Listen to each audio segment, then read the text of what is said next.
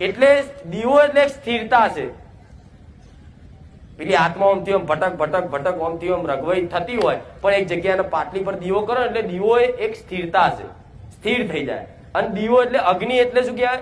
સંદેશા વાહક દેવ.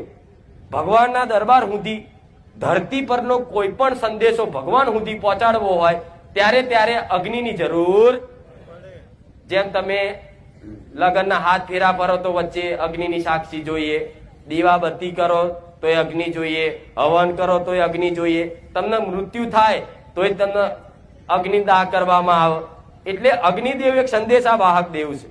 તે એવી રીતે તમારા પૂર્વજનો સિકોતરનો નામનો દીવો ચાલુ કરો ને એટલે સીધો એ અગ્નિદેવ સંદેશો ભગવાનના દરબારમાં લઈ જાય, તમારી દાદીનો દાદાનો તમારી બાળ સિકોતર માતાનો. એટલે ભગવાન તરત એના શરણમાં લઈ લે, તું તાર અહીં બેસ અને તારે વસ્તીનું કામ 12 મહિના કર, હું મેલડે આવું કહું છું.